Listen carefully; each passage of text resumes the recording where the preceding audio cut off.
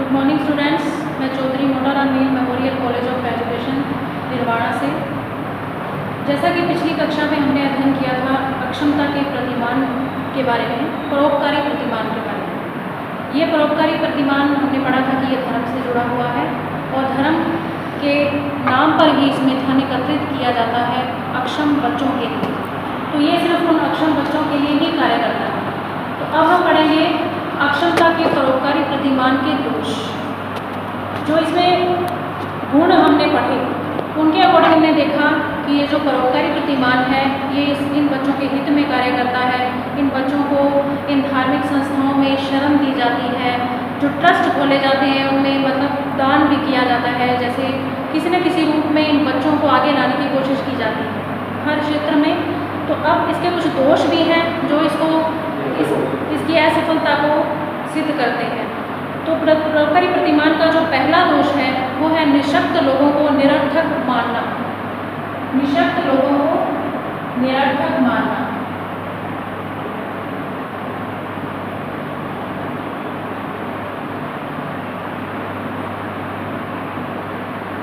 निरर्थक मानना। निरर्थक क्यों माना जाता है? क्योंकि इसमें क्या है कि जीवन संबंधी न्यूनतम आवश्यकताएं ही इन बच्चों को प्रदान की जाती हैं। जैसे कि खाना हो गया, पहनना हो गया, जैसे आप किसी भी तरीके की जैसे मूलभूत आवश्यकताएं हैं, खाना पीना बैठना उठना, ये चीज़ें बस इसमें मायने रखती हैं। इसके अलावा ये बच्चे इन मूलभूत आवश्यकताओं के अलावा किसी भी चीज़ को प्राप्त नहीं कर पाते हैं। तो इसलिए निःशक्त लोगों को इसमें निरर्थक माना जाता है। इसका जो सेकंड पॉइंट है, सेकंड दोष है वो है अधिकारों से वंचित। दूसरा दोष है इसका अधिकारों से वंचित।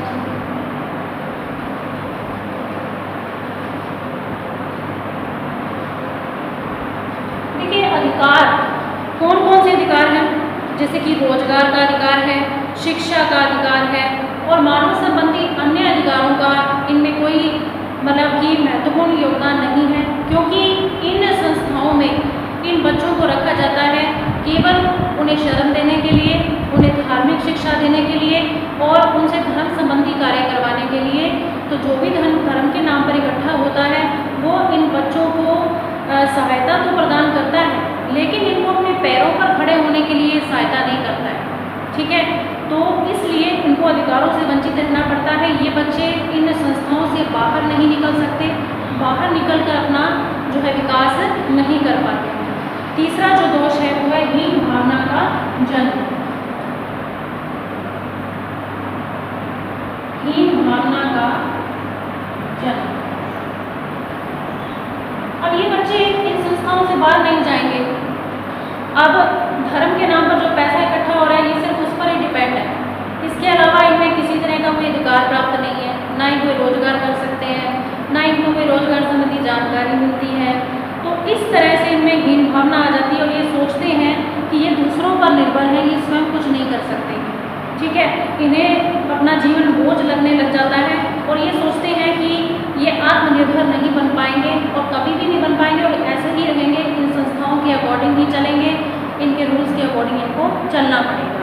ठीक है, इसका चौथा दोष है भोजन व आवास तक ही सीमित। भोजन व आवास तक ही सीमित। ये मूलभूत आवश्यकताएं हैं।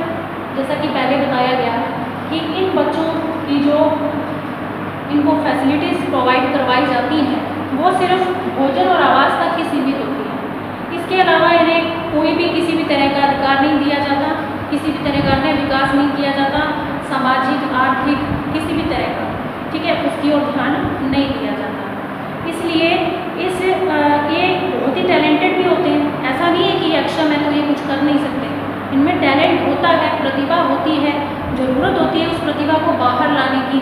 और जब तक हम प्रयास ही नहीं करेंगे तो उनकी प्रतिभा बाहर कैसे आएगी और राष्ट्र हित में ये योगदान कैसे दे पाएंगे।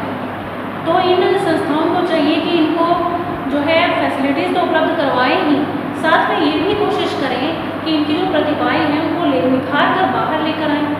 इनसे तरह तरह के कॉम्पिटिशन्स में हिस्सा दिलवाया जाए तो ये अपने आप को साबित कर पाएंगे कि हम भी कुछ कर सकते हैं।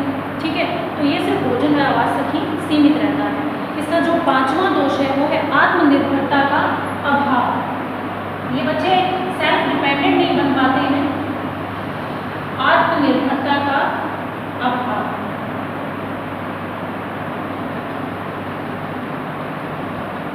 अब आत्मनिर्भरता कैसे होगी? जब ये बच्चे दूसरों पर डिपेंड है तो आत्मनिर्भरता हो ही नहीं सकती। इसलिए इन संस्थाओं को चाहिए, अगर ये चाहती तो जैसे अक्षम बच्चे हैं, विकलांग बच्चे हैं, कोई बैसाखी उपलब्ध करवा देती, व्हील चेयर उपलब्ध करवा देती, जिससे ये बच्चे अपने पैरों पर तो खड़े हो सकते, इन संस्थाओं से, इन धर्मशालाओं से बाहर निकल सकते, कुछ कर सकते, अपने लिए रोजगार ढूंढ सकते, स्वयं के लिए कुछ कर पाते, शायद छोटा मोटा काम ढूंढ लेते। लेकिन इन संस्थाओं ने ऐसा कोई प्रयास नहीं किया। जो छठा पॉइंट है, छठा दोष है, वो है धन का अभाव। धन का अभाव, धन का अभाव तो होगा ही, नेचुरली है, क्योंकि इसमें धन कैसे इकट्ठा किया जाता है? परोपकार के नाम पर, धर्म के नाम पर, दया के नाम पर। कितना धन इकट्ठा कर लेंगे? चंदा इकट्ठा कर सकते हैं, कोई कथा कीर्तन हो रहा है तो उसमें कितना धन इकट्ठा हो जाएगा? क्या इन सभी बच्चों पर यह धन पूरा आ जाएगा? नहीं, बहुत कम धन प्राप्त होता है, जिसकी वजह से इनकी जो सभी तरह की आवश्यकताएं होती हैं वो पूरी नहीं हो पाती, और किसी भी मतलब सभी तरह का जो विकास है वो नहीं हो पाता। ठीक है, तो इनका संरक्षण करना बहुत मुश्किल हो जाता है, इनके हितों का संरक्षण मुश्किल हो जाता है। ठीक है, जो नेक्स्ट दोष है वो है शिक्षा के लिए कोई प्रयास नहीं।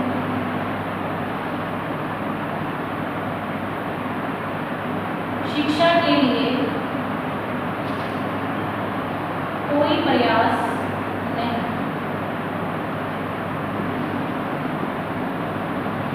अब शिक्षा के लिए इसमें किसी तरह का कोई प्रयास नहीं किया जाता। प्रयास करते तो उन्हें साधन उपलब्ध करवाते, अपने पैरों पर खड़े होने के लिए वो बाहर जाते या स्कूलों में उनको एडमिशन दिलवाते, किसी भी तरह से उनकी हेल्प करते, लेकिन इस वर्तमान में ऐसा नहीं किया गया। ठीक है, तो शिक्षा के लिए प्रयास ये सिर्फ धार्मिक शिक्षा पर ही बल देते थे, और अन्य तरह की शिक्षा, जैसे कि आप किसी भी तरह की सामाजिक शिक्षा हो गई, राजनीतिक शिक्षा हो गई, इसके अलावा किसी भी तरह के सांस्कृतिक कार्यक्रमों में भाग लेना वगैरह, ये सारी तरह की जो प्रतियोगिताएं हैं उनमें भाग लेना, इस तरह की किसी भी तरह की शिक्षा पर बल नहीं दिया गया। जो नेक्स्ट दोष है वो धर्म एवं रूढ़िवाद को प्रोत्साहन।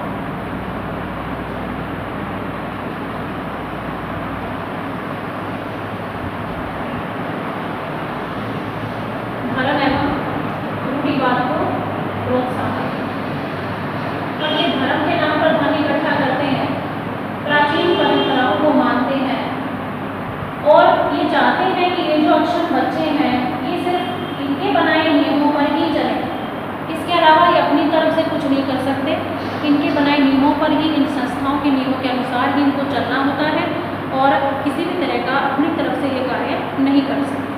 9वां जो दोष है वो है व्यावसायिक प्रशिक्षण का अभाव।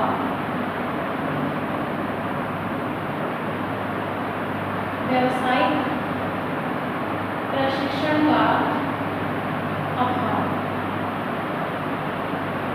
अब इसमें व्यवसाय से संबंधित कोई शिक्षा नहीं दी जाती। अगर दी जाती तो ये बच्चे किसी न किसी तरह का कोई प्रयास तो करते ही। ठीक है, बाहर निकलते, उनको कोई ना कोई आप साधन उपलब्ध करवा दीजिए जिससे बाहर जा सकें, अपनी किसी न किसी तरह का व्यवसाय ढूंढ सकें, लेकिन उनको समझ में नहीं आता कि हम कौन सा व्यवसाय करें, क्योंकि इनको बताया ही नहीं जाता कि आप इस हालत में, इस स्थिति में किस तरह का व्यवसाय कर सकते हैं, इनको नहीं बताया जाता। ठीक है, नेक्स्ट जो है जाति के नाम पर दान। जाति के नाम पर दान, देखिए इसमें जिस जाति के बच्चे होंगे उसी जाति के लोग ही इन बच्चों की हेल्प करें। जिस जाति के बच्चे धार्मिक संस्थाओं में होंगे उसी जाति से रिलेटेड अन्य जाति जो होगी वो ही इनको धन प्रदान करेगी, उसके अलावा कोई अन्य जाति इस जाति को धन प्रदान नहीं करेगी। ठीक है, तो ये जाति के नाम पर दान इसमें किया जाता है। जो नेक्स्ट दोष है वो है सहभागिता का अभाव।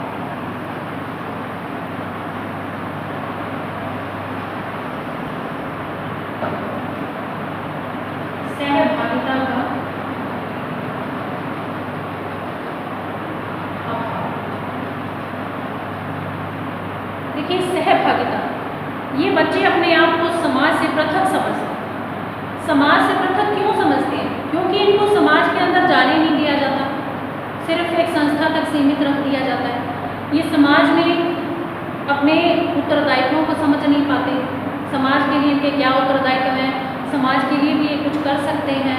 तो ऐसी भावनाएं इनके मन में आती तो हैं, लेकिन उसको ये पूरा नहीं कर पाते। क्यों? क्योंकि इनकी हेल्प ही नहीं होती इस चीज़।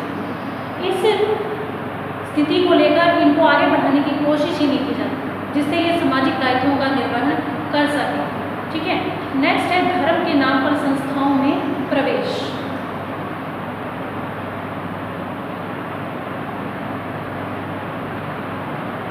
धर्म के नाम पर संस्थाओं में प्रवेश। अब धर्म को तो इसमें महत्वपूर्ण माना ही जाता है और बच्चों को उनके धर्म से संबंधित ही होना चाहिए, यानी कि जिस धर्म को संस्था मानती है ना, बच्चों को भी उसी धर्म से रिलेटेड होना चाहिए, तभी उनको एडमिशन मिलेगा, तभी उनको संस्था में शरण मिलेगी। ये जो है इनका नियम है कि हमारे धर्म से रिलेटेड बच्चे ही इस संस्था में आएंगे, इस संस्था में शरण पाएंगे। तो ये मुख्य जो दोष थे, ये अक्षमता के परोपकारी प्रतिमान के दोष थे जो मैंने आपको समझाए। और अब चलते हैं परोपकारी प्रतिमान के गुण दोष करने के बाद जो इसका दूसरा प्रतिमान है वो है अक्षमता का जैव केंद्रस्थ प्रतिमान।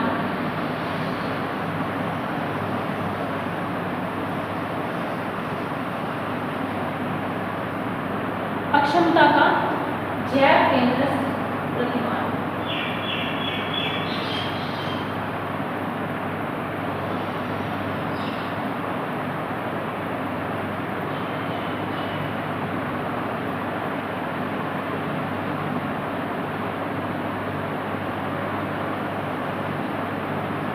अक्षमता का जैव केंद्रस्थ प्रतिमान ये जैविक आधारों पर आधारित होता है, बच्चों की जैविक स्थिति से रिलेटेड होता है। इसमें जो विकलांग बच्चे हैं उनके लिए एक प्रमाण पत्र तैयार किया जाता है। ये प्रमाण पत्र जो है चिकित्सालयों द्वारा तैयार किया जाता है। उनकी विकलांगता को लेकर उनका प्रतिशत तय किया जाता है चिकित्सकों द्वारा कि कितने प्रतिशत तक विकलांगता है। ठीक है। और उनका ये प्रमाण पत्र तैयार करके उनको दे दिया जाता है और उनकी कॉपी या उनका जो रिकॉर्ड है, जो भी है रिपोर्ट्स वगैरह, उनका सारा जो बायोडाटा है, जो रिकॉर्ड है, जितना उनका ट्रीटमेंट चला है, जितनी उनकी विकलांगता के लिए प्रयास किए गए हैं, वो सब अभिलेख या रिपोर्ट चिकित्सालय अपने पास रखते हैं। ठीक है। कल को सरकार इन विकलांगों की स्थिति, प्रकार, इनकी संख्या जानने के लिए इन प्रमाण पत्रों को देखती है और उसमें से सारा बायोडाटा नोट करती है और उन्हें ये पता चलता है कि कितने प्रतिशत विकलांग हैं, उनकी विकलांगता कितने प्रतिशत है। उस हिसाब से ही सरकार योजनाएं बनाती है और उन योजनाओं का लाभ ये विकलांग बच्चे उठाते हैं। ठीक है।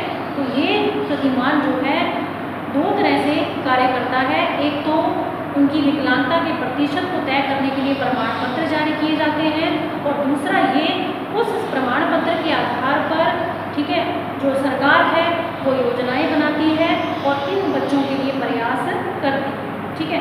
ये है अक्षमता का जैव केंद्रस्थ प्रतिमान, जिसमें चिकित्सालयों द्वारा इन विकलांग बच्चों के लिए प्रमाण पत्र तैयार किए जाते हैं और उनके अकॉर्डिंग जो सरकार है वो कार्य करती है। ठीक है। इसमें पता चल जाता है कि किस तरह के विकलांग बच्चे कितनी संख्या में हैं। ओके।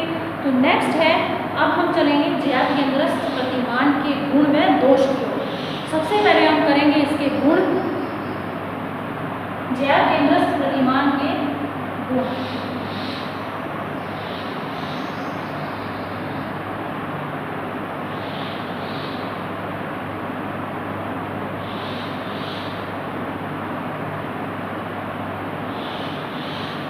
जैव केंद्रस्थ प्रतिमान के गुण काफ़ी, क्योंकि इसमें क्या है कि जो बच्चे हैं उनकी विकलांगता का प्रतिशत ही जब तय हो गया, सरकार को ये ज्ञात हो गया कि कितने विकलांग बच्चे हैं और कितनी संख्या में उन्हें उनको लाभ पहुंचाना है, तो ये सरकार का उत्तरदायित्व हो जाता है कि अब उसके पास रिपोर्ट उपलब्ध है, अब उसे उन बच्चों के लिए किसी न किसी तरह की योजना तो बनानी ही पड़ेगी और उनको लागू ही करना पड़ेगा।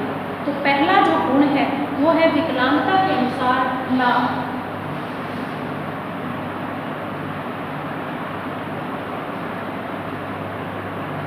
विकलांगता के अनुसार लाभ, इसमें विकलांगता के प्रतिशत के अनुसार लाभ दिया जाता है, जैसा कि हम पहले क्लियर कर चुके हैं। ठीक है, तो ये प्रमाण पत्र दे दिया जाता है इन चिकित्सकों द्वारा, चिकित्सालयों द्वारा इन विकलांग बच्चों को जब डिस्चार्ज किया जाता है, उनको जब छुट्टी मिल जाती है, तो इनको एक प्रमाण पत्र थमाया जाता है हाथ में, जिसके अकॉर्डिंग जो है इनको लाभ मिलता है सरकार की तरफ से। ठीक है, दूसरा है जागरूकता का विकास।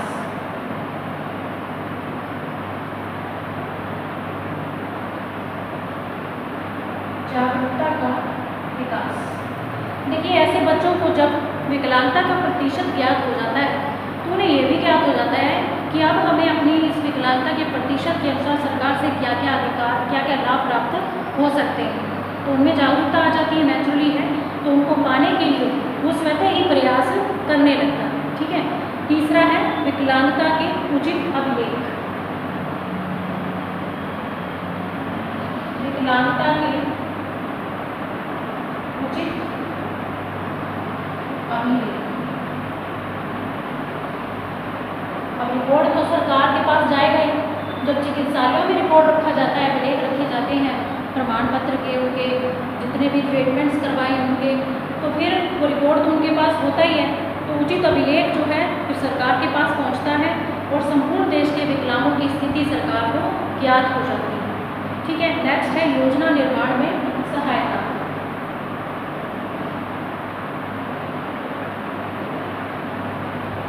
योजना निर्माण में सहायता, अब सरकार को योजना निर्माण में सहायता तो मिल ही जाती है, क्योंकि उन्हें पता है कितने विकलांग हैं, उनकी स्थिति क्या है, उनके प्रकार कितने हैं, कितनी संख्या में है, उनकी स्थिति कैसी है। ठीक है, इस तरह से चिकित्सा सुविधाएं, वित्तीय सुविधाएं वो सरकार द्वारा इनको दी जाती है। नेक्स्ट है धन की अनुशंसा।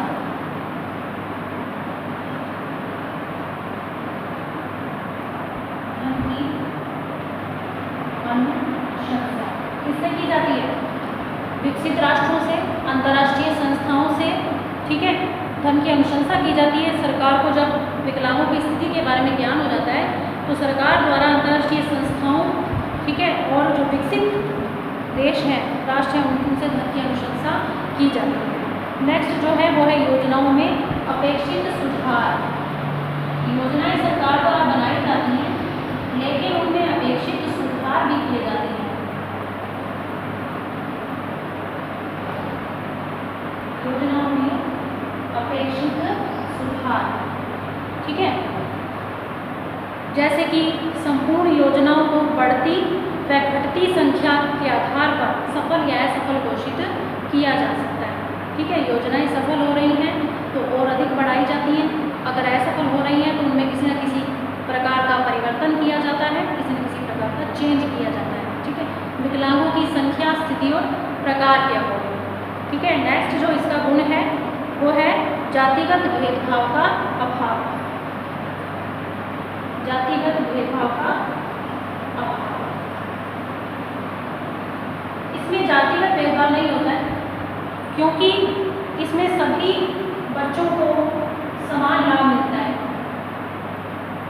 जातिगत भेदभाव का अभाव, ठीक है, जातिगत भेदभाव तो इनमें नहीं होता, क्योंकि जैसे कि सरकार द्वारा नौकरी में आरक्षण दिया जाता है। ठीक है, विशेष प्रकार की सुविधाओं का लाभ इन विकलांगों को दिया जाता है, जिससे ये भिन्न जातियों के होते हुए भी इन सुविधाओं का लाभ उठा पाते हैं। ठीक है, नेक्स्ट है प्रजातांत्रिक व्यवस्था।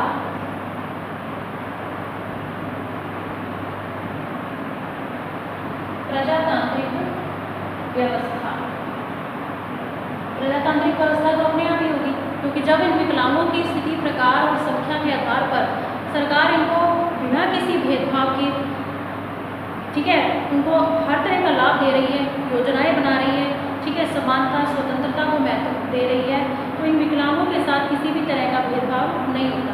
जैसे कि एक बालक श्रवण अक्षमता से ग्रसित है, उसको सुनाई नहीं देता है, तो उसके साथ धर्म, जाति या लिंग के आधार पर सुविधाओं में भेद नहीं किया जाए, ठीक है, उसको हर तरह की सुविधा उपलब्ध करवाने की कोशिश की जाए।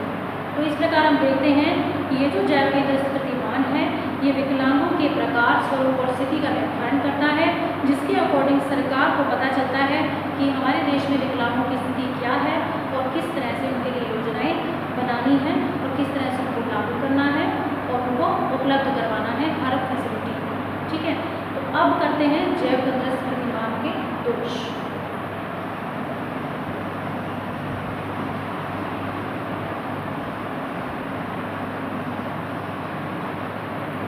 जैव केंद्रित प्रतिमान के दोष।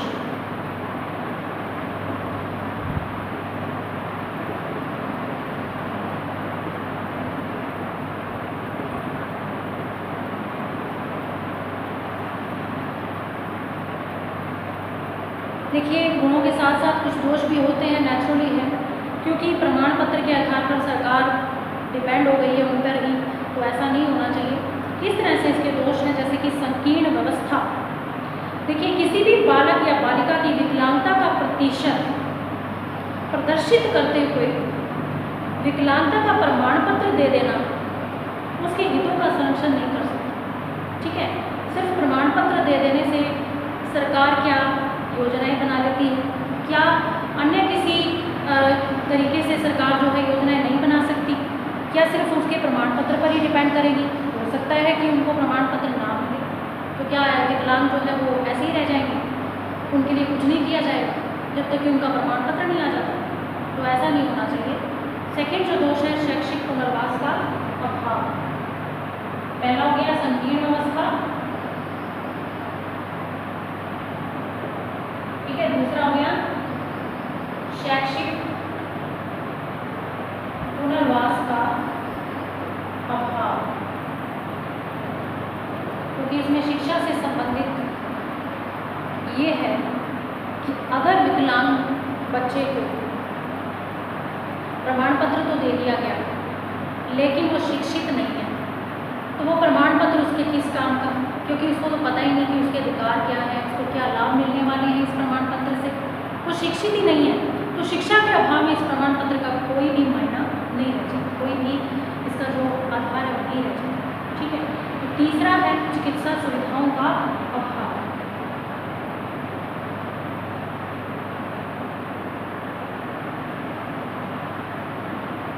चिकित्सा सुविधाओं का अभाव,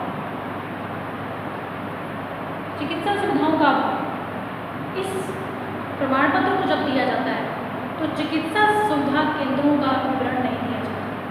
ये समस्या तो बता देते हैं, लेकिन उस समस्या को ठीक कहाँ से करवाना है ये नहीं बताते। चिकित्सा सुविधा केंद्रों का विवरण इसमें नहीं दिया जाता, जिससे जो विकलांग व्यक्ति है अपनी चिकित्सा कहाँ से कराए उसको समझ में नहीं आता है, ठीक है। नेक्स्ट है सामाजिक पुनर्वास का अभाव। सामाजिक पुनर्वास का अभाव। अब इसमें सामाजिक पुनर्वास यानी कि जो बच्चे हैं किसी प्रकार के सामाजिक अधिकारों का इसमें कोई प्रावधान नहीं है, जिससे कि विकलांग समाज में सम्मान के साथ जीवन व्यतीत कर सके, तो ऐसा कोई प्रावधान इस प्रतिमान में नहीं किया गया है, यानी उनके सामाजिक विकास से संबंधित कोई भी योजना नहीं बनाई गई। नेक्स्ट है व्यावसायिक ज्ञान का अभाव। तो इसमें भी व्यावसायिक ज्ञान का अभाव है, क्योंकि प्रमाण पत्र तो दे दिया जाता है लेकिन उन्हें इसका यूज कैसे करना है ये नहीं बताया जाता। उसको अपने लाभ कैसे प्राप्त करने हैं, कहाँ से प्राप्त करने हैं, व्यावसायिक दिशा निर्देश, किसी भी तरह के दिशा निर्देश उसको नहीं दिए जाते, ठीक है। छठा है निर्देशन एवं परामर्श का अभाव। निर्देशन एवं परामर्श का अभाव, इसमें निर्देशन एवं परामर्श का भी अभाव रहता है, प्रमाण पत्र प्राप्त करने के पश्चात इन विकलांगों को उन व्यक्तियों की खोज करनी पड़ती है जो इन्हें उचित निर्देशन दे सकें, उचित मार्गदर्शन इनका कर सकें। लेकिन ऐसे व्यक्ति इनको नहीं मिलते, तब तक इनको भटकना ही पड़ता है। ठीक है, नेक्स्ट है जो समस्या समाधान का अभाव। समस्या समाधान का अभाव। तो इसमें समस्या तो बता दी जाती है लेकिन उसका समाधान नहीं बताया जाता। ठीक है, तो ये उसको कम कैसे किया जाना है, जो विकलांगता है उसका प्रतिशत बता दिया कि 41% आपको पैरों से आपकी विकलांगता है पैरों में, लेकिन उसका समाधान कहाँ से करना है, किससे करवाना है, ये कुछ ज्ञान नहीं दिया जाता। ठीक है, तो समस्या तो बता दी जाती है लेकिन उसका समाधान कैसे करना है वो नहीं बताया जाता। नेक्स्ट है एक पक्षीय विकास। लास्ट जो है इसका पॉइंट एक पक्षीय विकास, क्योंकि इसमें सिर्फ उनकी विकलांगता के आधार पर ही सुविधाएं दी जाती हैं, उनकी प्रतिभा के आधार पर उनके टैलेंट को नहीं बाहर लेके आया जाता। इसलिए उनके कौशलों को यदि हम विकसित करते तो शायद ये राष्ट्र के विकास में कुछ योगदान दे पाते, लेकिन उनकी प्रतिभा को बाहर नहीं लेकर आया जाता, उनकी योग्यता क्षमता के अनुसार उनको सुविधाएं नहीं दी जाती। तो ये थे अक्षमता के 2 प्रतिमान हम क्लियर कर चुके हैं। ठीक है, अक्षमता का परोपकारी प्रतिमान और जैव केंद्रित प्रतिमान। तो इसका जो तीसरा और चौथा प्रतिमान है वो हम अगली नेक्स्ट क्लास में करेंगे। तो स्टे सेफ।